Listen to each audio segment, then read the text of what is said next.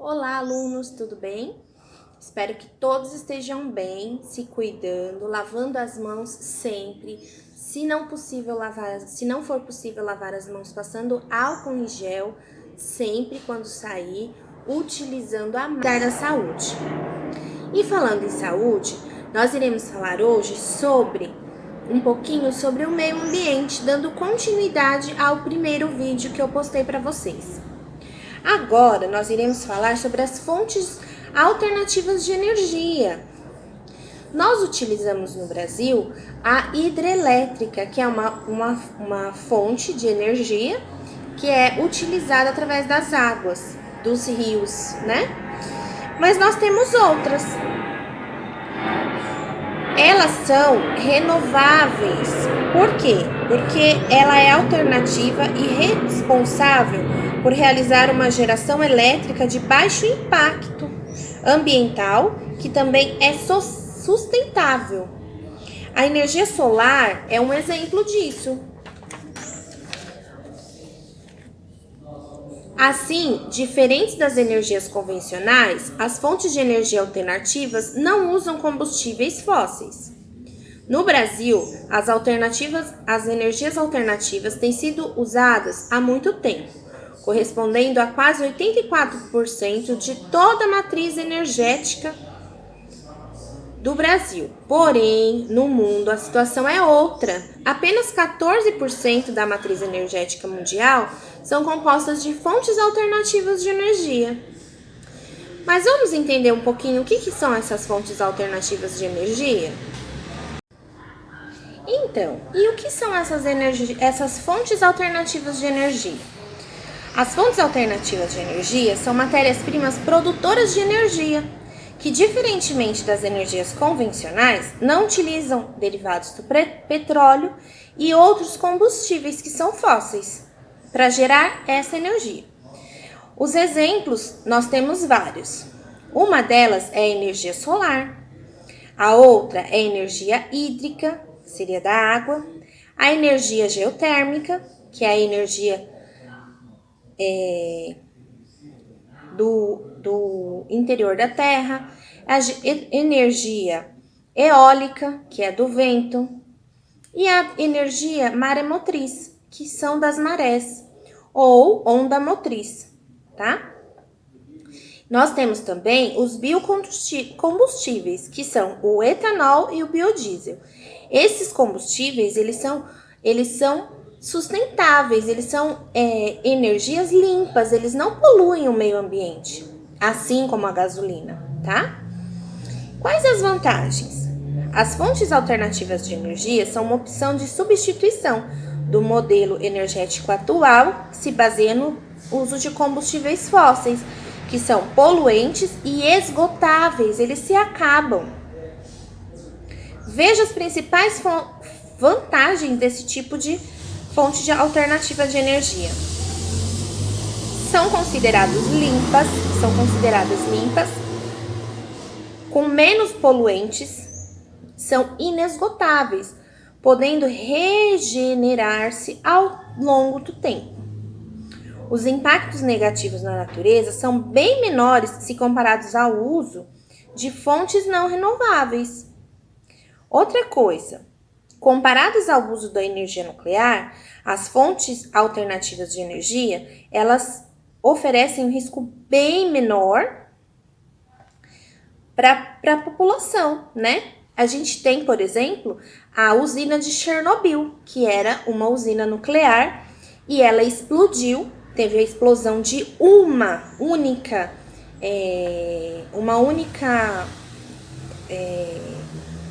bomba dela lá, né? E aí o que aconteceu? A cidade inteira teve que sair daquele local. Por quê? Porque a energia nuclear prejudicava as pessoas.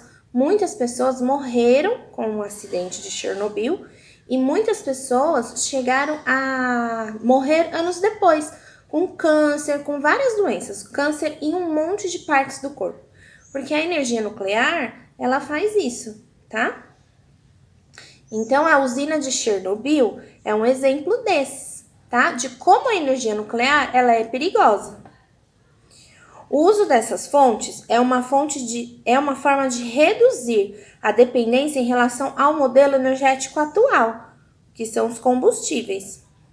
Entre as fontes de energia, nós podemos citar a energia solar, que é a utilização do sol, são placas que são colocadas em cima das casas, em cima dos imóveis, e ela capta essa energia que vem do sol. E aí, através dessa energia, produz energia para casa, tá? Nos Estados Unidos já é bastante usada, apresenta um bom custo-benefício. Ela é utilizada nos Estados Unidos no aquecimento da água e na geração de energia elétrica. Então, vejam, ela pode ser utilizada para várias coisas, tá? Países que se encontram nos trópicos, como o México, Bahamas, China, Brasil e Paraguai, possuem um grande potencial. O aproveitamento da luz solar, no entanto, ainda requer avanços tecnológicos para que seja viabilizado economicamente, porque esse tipo de energia, ele é muito importante, tem várias vantagens, mas ele ainda custa muito caro. Então, alguns avanços ainda precisam ser feitos com relação ao custo, tá? A energia elétrica, por meio da luz solar, pode ser obtida de duas formas. Direta, por meio de painéis de células fotovoltaicas, ou por meio de coletores instalados no telhado das residências, ou indireta, por meio de usinas construídas em áreas em que a insolação é abundante, onde são instalados inúmeros coletores solares. E aí a gente pode destacar nosso Nordeste, que tem um sol abundante praticamente o ano inteiro, não chove, né? Tem muito sol por lá, é muito quente. Então, é um lugar, uma região que era muito bom esse tipo de energia fosse mais expandido por lá, tá? Depois nós temos a energia eólica, que é a energia do vento. Ele é captado por umas pás gigantes, né? É um recurso abundante e, quando intenso, pode ser usado para obtenção de energia, produzida a custo geralmente baixo. Seu uso como gerador de energia iniciou no século XIX. O Brasil ainda não se destaca como energia eólica, porém tem demonstrado alguns avanços, principalmente nos estados das regiões Nordeste e Sul, né? Por quê? Por conta dos ventos alísios. Lá no Nordeste e na região Sul, venta muito. Então, por conta disso, é mais fácil essa obtenção desse tipo de energia limpa, tá? Ela ocorre por meio de equipamentos chamados aerogeradores eólicos, que convertem a energia cinética dos ventos em energia elétrica. Por esse processo não emitir gases poluentes para a atmosfera, essa energia é considerada uma fonte de energia limpa. E ela também é renovável, porque não se para de ventar, né, gente? Então, é uma energia que não vai se esgotar, tá? Ela é feita através de turbinas aerogeradoras e não envolve nenhum tipo de queima, sendo mais recomendado para diminuição de gases que causam efeito estufa. Então, além dela ser uma energia limpa, ela não produz a queima de nenhum tipo de óleo, tá? Por isso ela é recomendada, porque ela é uma energia limpa. Mas o Brasil ainda não se destaca nesse tipo de energia, infelizmente, tá? Depois falaremos sobre biocombustíveis. O que são os biocombustíveis? São combustíveis produzidos por meio da queima de produtos, biomassa, plantas, madeiras, tá? O uso do biocombustível é feito por meio do aproveitamento da biomassa, por ser obtida por meio de queima de planta, madeira, material vegetal e até mesmo animais mortos. Existem diversos processos que geram energia elétrica por meio da biomassa, como a combustão direta, fermentação, gasificação, entre outros. É uma fonte de energia pouco poluente e seus recursos são renováveis. Os biocombustíveis produzidos pelo aproveitamento da biomassa são o etanol, ele é um tipo de biocombustível, gerado a partir da cana-de-açúcar, eucalipto, milho e beterraba. Olha que interessante. É um combustível renovável e muito menos poluidor que a gasolina. O outro é o biodiesel, produzido a partir de gorduras vegetais ou plantas aleaginosas. Foi consagrado como o combustível ecológico, pois emite cerca de 60% a menos gás carbônico e 90% menos enxofre que os combustíveis tradicionais. E temos também o biogás, que é obtido por meio de reações anaeróbicas sem oxigênio da matéria orgânica encontrada nos lixos produzidos nas áreas urbanas, depositados em aterros sanitários. É utilizado como gás de uso doméstico e como combustível de veículos.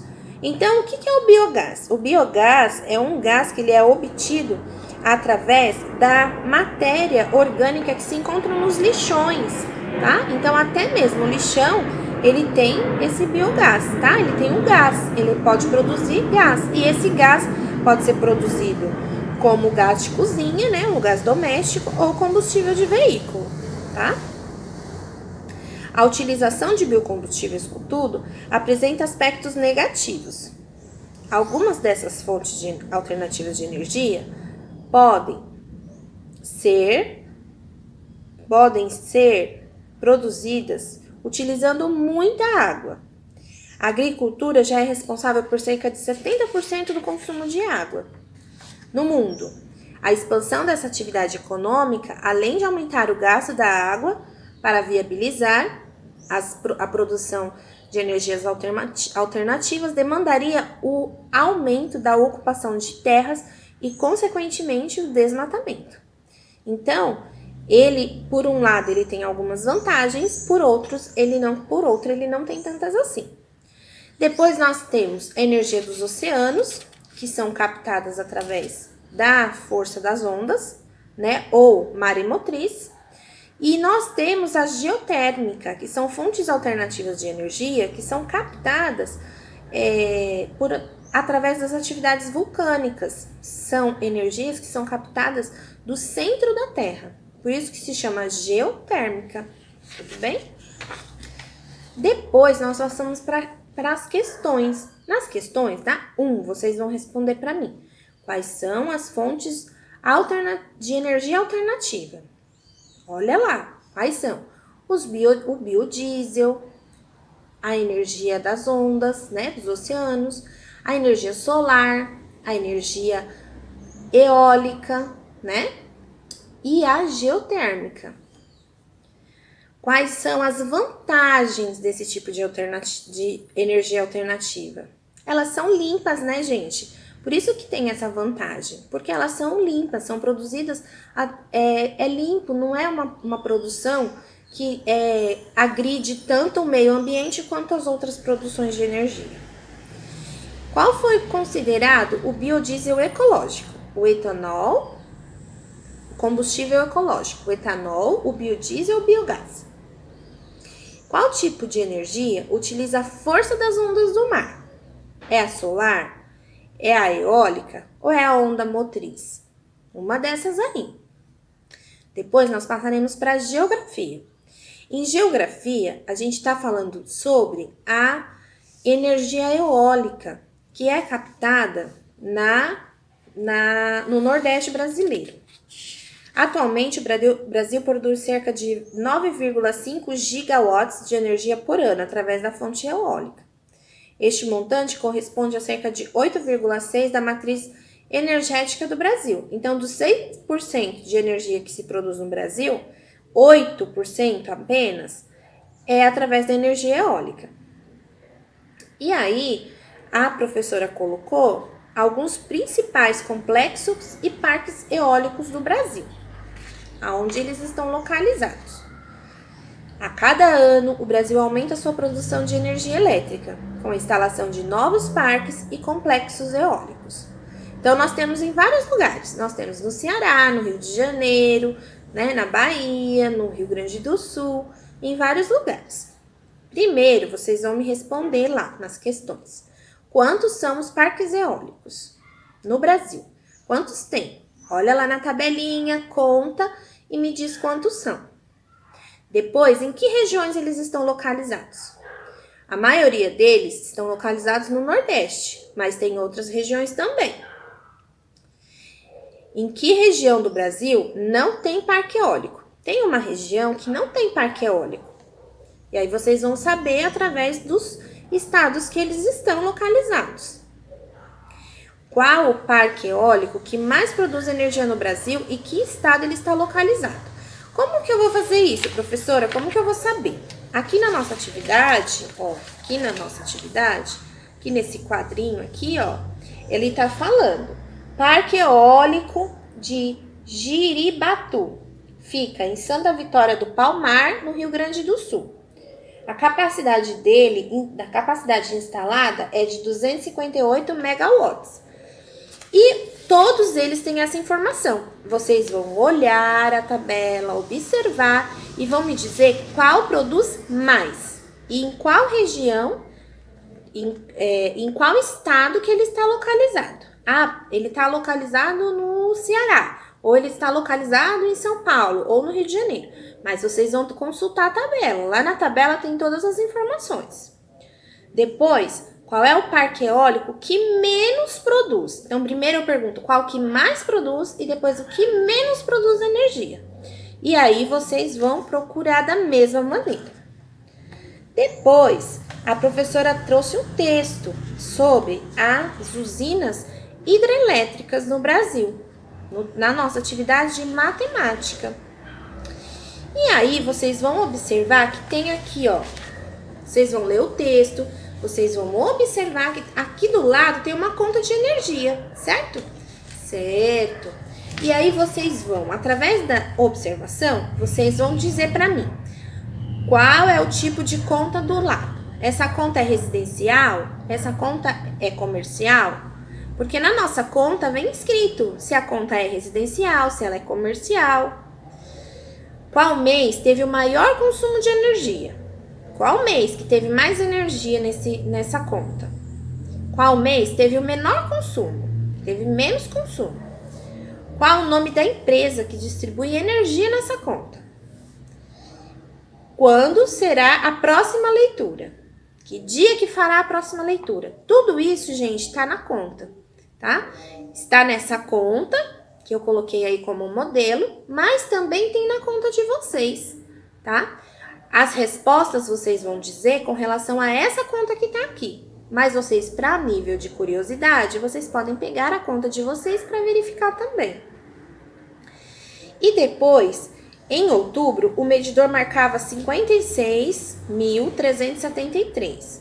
Se em novembro ele marcar 57.852, quantos quilowatts essa casa terá gasto? Então, vocês vão fazer 57.852 menos 56.373. Essa é a conta que é para ser feita.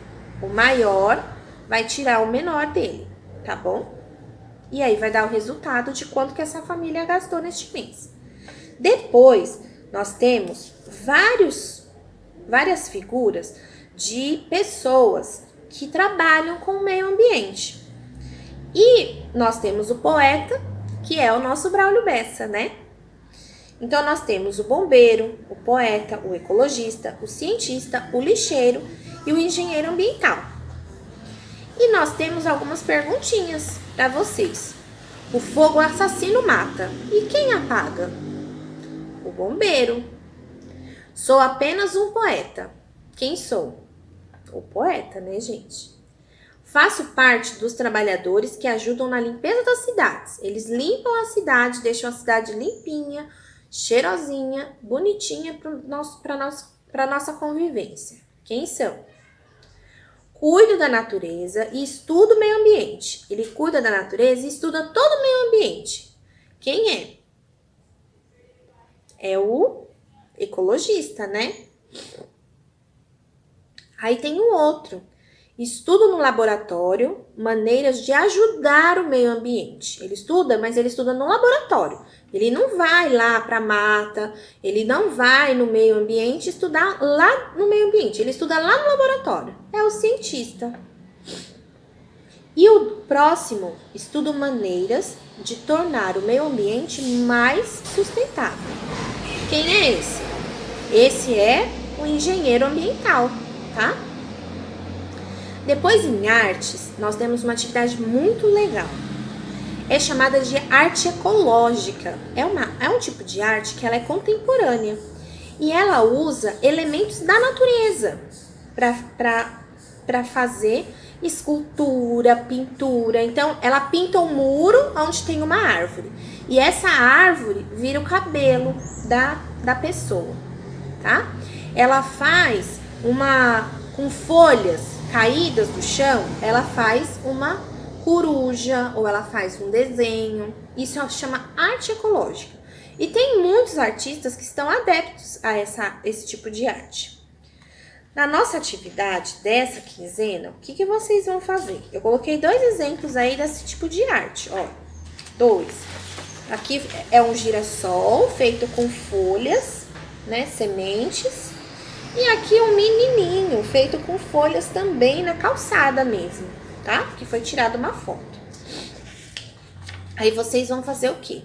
Agora que você já leu o texto, já conheceu o que é arte ecológica, em uma folha de papel ou mesmo no quintal da sua casa, você vai produzir algum tipo de arte ecológica, utilizando folha, gravetos ou diversos materiais.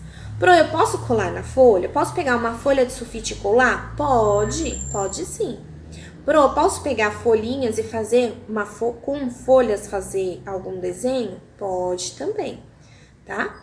Eu posso fazer no quintal da minha casa e depois tirar uma foto e mandar? Pode também, tá bom? Então, essas são as atividades dessa quinzena. Eu espero que vocês tenham gostado, tá bom? Um beijo e tchau, tchau!